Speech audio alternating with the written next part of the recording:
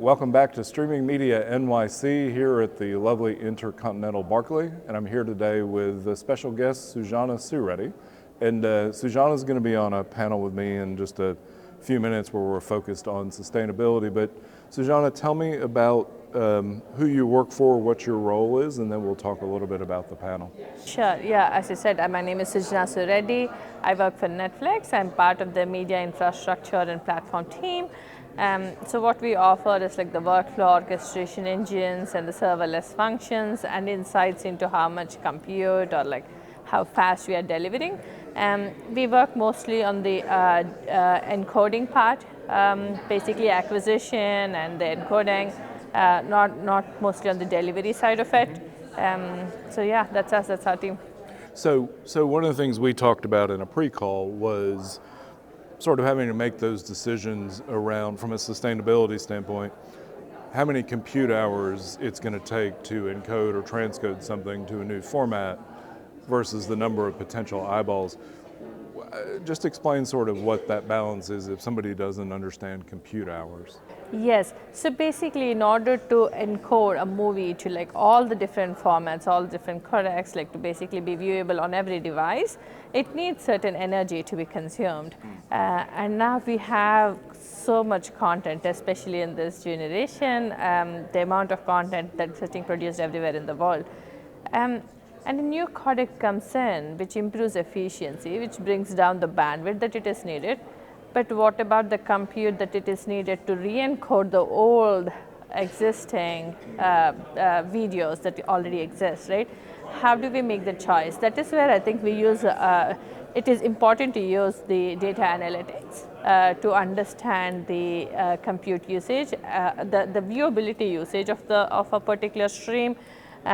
Look at what your long tail content is, Sure. Use predictive analysis to basically figure out what should be encoded and how fast it should be done and what should be the compute that could basically be reserved for a place where nothing is running, something is sitting idle. Probably that can run it. It doesn't have to be done now and today. Right. So those kinds of predictive analytic analysis to be done while we are making these choices helps do more with less compute. So not just whether it's long tail content, but whether you've got a lull in encoding where you can fit it into that workflow.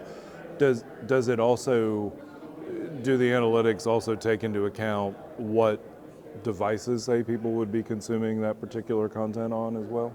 Yes, various factors come into picture. The devices that have been consuming, the locations that it is being consumed in, like many other things, especially when you're doing delivery, like where should it even sit, right? Fair point. So all of these will be considered when we are basically like making these choices. Because it takes some level of compute hours to move it from place to place after it's been encoded as well. You and I talked briefly too about women in streaming media. What's your sense in the industry? I know when those of us who championed it 5-6 years ago, there weren't really that many women in the industry that were in upper level positions, and there was a huge lack of mentorship. Have we made progress in that in the industry over the last 5 or 6 years? I definitely would say yes. Like there is not just even mentorship, but also the number of women that are basically part of the streaming media these days is considerably higher than what it was before. I wouldn't say like we are there, but it is definitely higher. And in terms of mentorship, like I think women in streaming media actually help me to like know people. I see mentorship as like not one person mentoring me to do everything, like various aspects, everyone is better at something. So these kinds of communities help us find mentors where you could lean into someone from a career growth perspective, someone from a technology perspective. For me, Anne Aaron, like she's our senior director at Netflix, she was my mentor for some time and she still is. I knew her from Netflix, but then through her I came to know about all these different platforms.